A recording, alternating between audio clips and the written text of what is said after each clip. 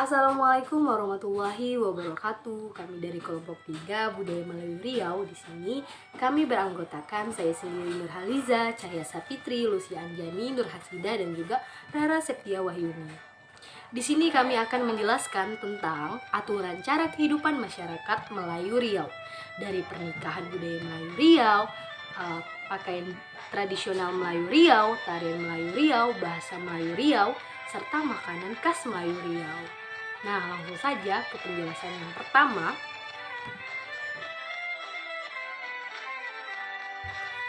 Penjelasan yang pertama mengenai pernikahan Melayu Riau langsung dijelaskan oleh saudari Lucia Anjani. Silakan. Memiliki pakem dan makna tersendiri. Begitu pula bagi masyarakat Melayu Riau, pernikahan merupakan ekspresi tradisi sekaligus pemenuhan perintah agama. Dalam pernikahan adat Melayu, terdapat tahapan persiapan pernikahan yang harus dilakukan, yaitu yang pertama ada merisi. Merisi berasal dari kata risi yang berarti menyelidiki. Itu artinya sebelum adanya suatu perkawinan, penyelidikan terhadap seorang gadis perlu dilakukan oleh pihak keluarga laki-laki untuk menilai dan sekaligus menentukan apakah gadis tersebut layak menjadi menantu atau tidak. Kegiatan ini dilakukan oleh orang yang oleh masyarakat setempat disebut sebagai tukang perisi. Selanjutnya yaitu merasi. Tujuan merasi adalah untuk memastikan apakah pasangan yang hendak dijodohkan itu sebenarnya cocok atau tidak. Artinya, merasi merupakan kegiatan meramal atau menilik keserasian antara pasangan yang hendak dijodohkan. Tahapan selanjutnya yaitu meminang. Setelah pasangan sepakat menikah, akan dilakukan upacara meminang. Orang tua calon pria bersama rombongan akan datang setelah isya ke rumah calon wanita. Pihak pria datang dengan membawa seperangkat alat meminang berupa tepak sirih, buah-buahan, dan kue. Sirih yang dibawa akan disuguhkan kepada orang tertua perwakilan pihak wanita, sedangkan untuk kue dan buah-buahan diberikan kepada keluarga wanita sebagai tanda persaudaraan. Tahapan selanjutnya yaitu mengantar tanda. Hal ini dilakukan sebagai bukti keseriusan dari pihak pria kepada pihak wanita. Tanda yang diantarkan adalah keputusan dari kedua belah pihak dan diantarkan selepas isya. Isinya antara lain tepak sirih, keris, bunga rampai, cincin belah rotan, dan terbuat dari emas hingga perlengkapan pribadi calon wanita. Tahapan selanjutnya yaitu mengantar belanja. Dalam upacara mengantar tanda biasanya diikuti dengan mengantar belanja, yakni berbelanja keperluan pernikahan. Biaya yang dilakukan untuk kegiatan ini sepenuhnya menjadi milik pihak wanita dan pihak pria tidak boleh membicarakannya lagi di kemudian hari. Tahapan selanjutnya yaitu mengajak dan menjemput. Acara mengajak dan menjemput adalah bagian dari persiapan yang dilakukan untuk melaksanakan pekerjaan dalam majelis nikah kawin. Pelaksanaan dalam pekerjaan ini di dalamnya penuh mengandung nilai-nilai kebersamaan antar sesama. Sebelum diadakan acara mengajak dan menjemput, terlebih dahulu diadakan musyawarah di rumah calon pengantin perempuan untuk menentukan siapa yang akan diajak dan dijemput. Tahapan selanjutnya yaitu menggantung. Kegiatan persiapan menghias dan membersihkan rumah untuk acara pernikahan. Ada semacam tabir yang digantung dan membuat langit-langit dari kain, mengganti tempat tidur baru, memasang perlaminan serta perlengkapan lainnya. Sebelum memulai kegiatan ini diperlukan membaca doa selamat kepada para pekerja dengan menggunakan tepung mawar atau kenduri bernama ma'andam yang dibantu beberapa perias lainnya. Selanjutnya yaitu limau manis limau setawar. Setelah mencukur, ma'andam mengelilingi calon pengantin perempuan sebanyak 3 kali dengan membawa buah kelapa dan dibentuk seperti puncak gunung dan dililit dengan benang 5 warna. Maksudnya agar calon pengantin tersebut mempunyai keturunan yang gagah atau cantik seperti sebuah gunung apabila dilihat dari jauh. Sedangkan benang 5 warna yang melilit itu diibaratkan sebagai sungai yang airnya selalu mengalir. Artinya rezeki calon pengantin diharapkan mengalir terus bagaikan air sungai. Selanjutnya dengan 2 batang lilin yang menyala, ma'andam mengelilingi calon pengantin perempuan juga sebanyak 3 kali. Makna simbolik yang ada di balik lilin yang menyala itu adalah penerangan hidup. Itu artinya agar calon pengantin kelak selalu berada di jalan yang terang, selalu berbuat baik, sehingga kehidupan rumah tangganya selalu rukun, damai, dan sentosa. Selanjutnya yaitu berinai. Malam berinai adalah malam sukacita karena berinai dilakukan semalam sebelum hari pernikahan. Malam ini seperti malam perpisahan calon wanita yang besoknya sudah dipinang. Inai akan digambar di kaki dan telapak tangan yang dilakukan juga oleh ma'andam. Tujuan upacara ini dimaksudkan untuk menolak bala, melindungi pasangan pengantin dari mara bahaya termasuk bahaya yang kasat mata, menaikkan aura dan cahaya pengantin wanita, dan memunculkan wibawa pengantin pria. Makna simbolik yang terkandung dalam penginaian ini adalah hidup baru. Artinya dengan berinai, sepasang muda-mudi yang telah melangkahkan kakinya memasuki kehidupan berumah tangga. Tahapan selanjutnya ada khatam Quran. Pernikahan adat Melayu memang syarat akan nilai-nilai agama. Tamu wanita dan pria berada di tempat terpisah dan sama-sama membaca Al-Quran yang dipimpin guru mengaji calon wanita. Acara ini sudah selazimnya dilakukan oleh pasangan calon pengantin yang akan menikah. Tahapan selanjutnya, adat akad nikah. Puncak dari semua prosesi ini adalah akad nikah. Akad nikah ini fungsinya sebagai penentu sah atau tidaknya pernikahan menurut agama Islam. Masyarakat Melayu sering menyebutnya sebagai acara turun nikah karena calon pria turun dari rumahnya untuk menikah di rumah sang calon wanita. Akad nikah adalah salah satu rangkaian dari proses perkawinan yang paling utama, sebab dengan dilaksanakannya akad nikah, sepasang muda-mudi telah resmi menjadi suami istri. Selanjutnya, setelah akad nikah adalah bertepuk tepung tawar. Pada dasarnya, tujuan pelaksanaan bertepuk tepung tawar ini adalah untuk menghilangkan sial, majal, atau perasaan duka bagi yang ditepuk tepung tawari, sehingga hidupnya akan selamat dan sejahtera. Selanjutnya ada bersanding. Barulah setelah akad nikah selesai dilakukan, kedua pengantin akan disandingkan di pelaminan dengan cara duduk bersila. Untuk mengiringi pengantin dibunyikan tabuhan grup musik kompang. Acara lalu dilanjutkan dengan pemberian selamat serta doa restu kepada kedua mempelai yang sedang berbahagia agar dapat menjalani hidup perkawinannya dengan rukun dan bahagia. Selanjutnya bersuap-suap. Setelah kedua pengantin duduk bersanding, sampailah kepada upacara bersuap-suap. Acara ini adalah kedua pengantin menyuapi secara bergantian sebelum upacara dilakukan. Selanjutnya ada makan berhadap. Biasanya pelaksanaan makan bersuap disejalankan dengan makan berhadap. Artinya setelah kedua pengantin makan bersuap, kemudian mereka makan berhadap. Saat kedua pengantin makan berhadap, maka undangan pun disuguhi dengan makan dan minum. Untuk jemputan orang perempuan biasanya makan di dalam, sedangkan kaum laki-laki di luar rumah atau di halaman rumah, yaitu di bangsal yang telah disediakan. Selanjutnya yaitu tahapan menyembah. Upacara ini dilakukan sebelum pengantin dibawa masuk ke bilik oleh mak andam, atau sebelum maghrib, atau biasa dilakukan sebelum sholat isya. Seusai acara siang, kedua pengantin makan malam bersama kedua belah pihak pengantin perempuan. Kemudian pengantin disandingkan dan kemudian menyembah terhadap kedua orang tua pengantin perempuan termasuk kerabatnya. Tahapan selanjutnya yaitu berambik. Setelah acara bersanding selesai, maka pada malam harinya pengantin laki-laki hanya boleh tidur sendirian di atas pelaminan. Karena menurut adat zaman dahulu, kedua pengantin tidak diperbolehkan tidur bersama pada malam pertama atau selesai bersanding, bahkan sampai kurang lebih selama 1 minggu pengantin laki-laki mesti tidur sendirian.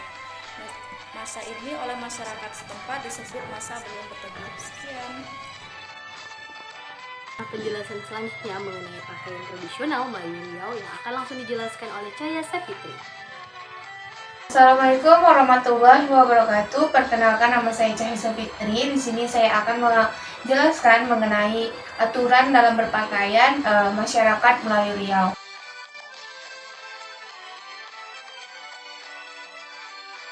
Untuk pakaian Melayu bagi kaum perempuan itu ada kurung teluk belanga, kemudian ada kebaya labuh dan kebaya pendek. Sedangkan untuk yang lelaki itu ada baju kurung teluk belanga, baju kurung cakak musang, dan celana setengah lutut untuk anak-anak.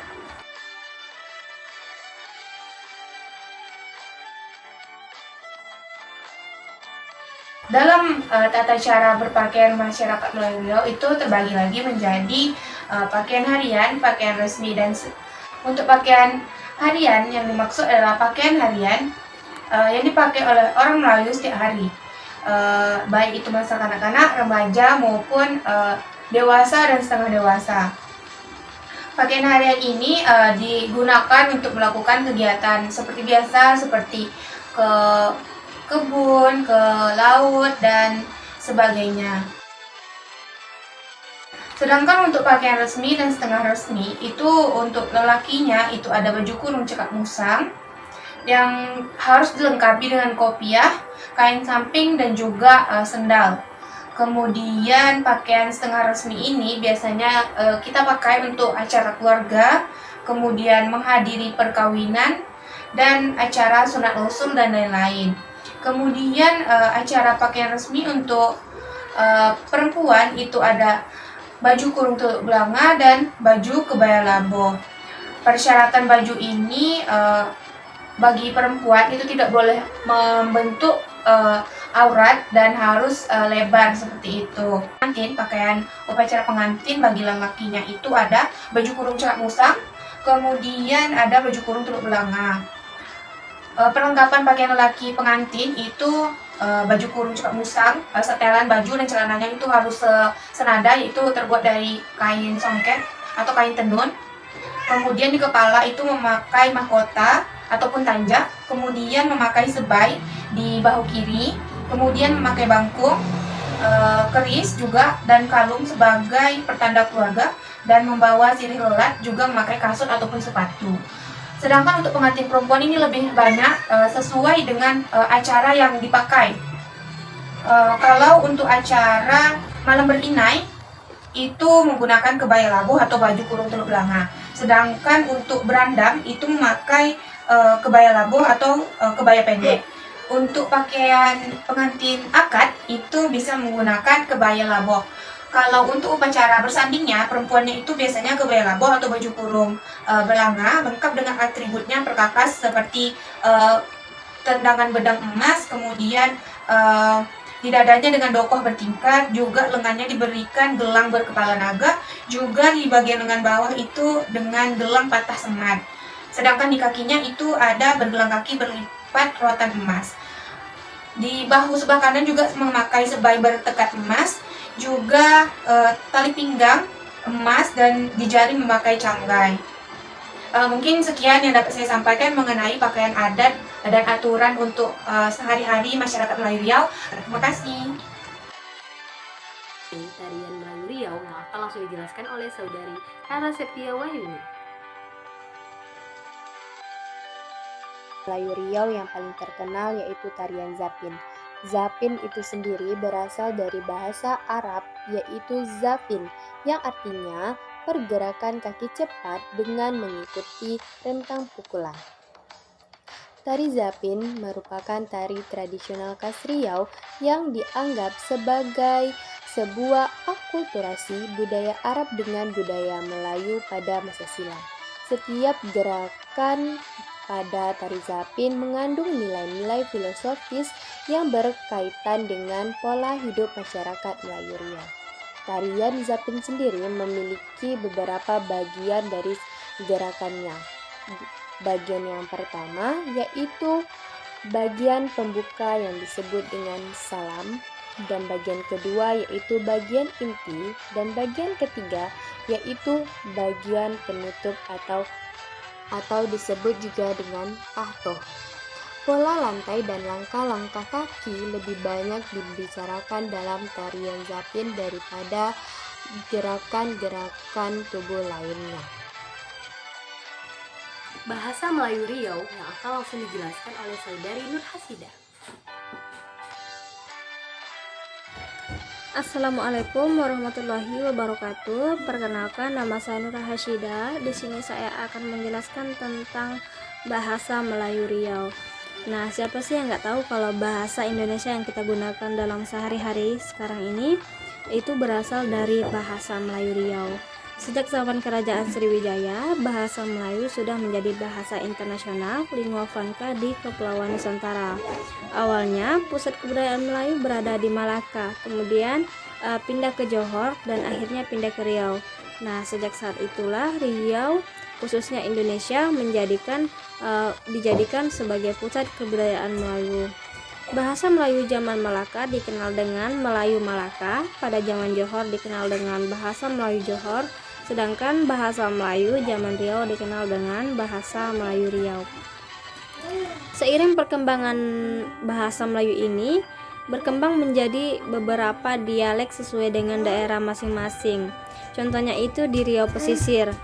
Riau Pesisir atau Riau bagian hilir memiliki dialek yang hampir sama dengan bahasa Melayu Riau Kepulauan dan Semenanjung Melayu atau negara Malaysia dan Singapura. Nah, dengan logat dan dialek kata-katanya yang berakhiran a berubah menjadi e lemah. Contohnya, mau pergi kemana menjadi nak pergi kemana. Nah, penggunaan dialek ini bisa kita temui di daerah Bengkalis dan Kepulauan Meranti. Selanjutnya ada dialek Bengkalis, namun di beberapa wilayah Bengkalis, terutama daerah Pasar, terdapat perbedaan dialek Melayu Bengkalis.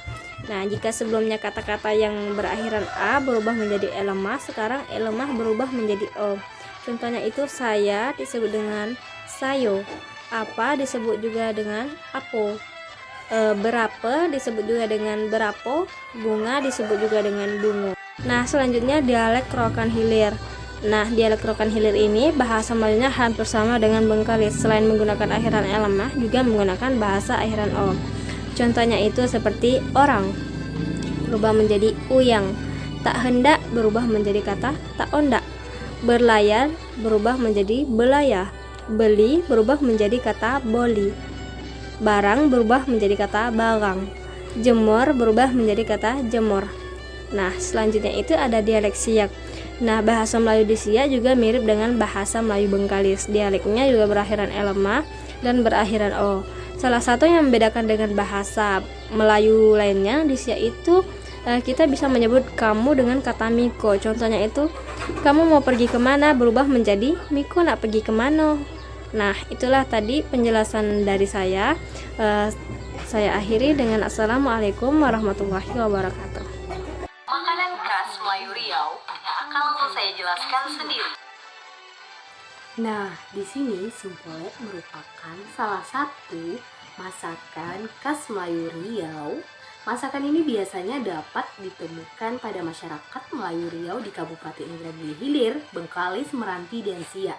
Adapun bahan-bahan dari pembuatan sempolek ini. Di sini kelompok 3 membuat secara langsung makanan khas Melayu Riau yaitu sempolek.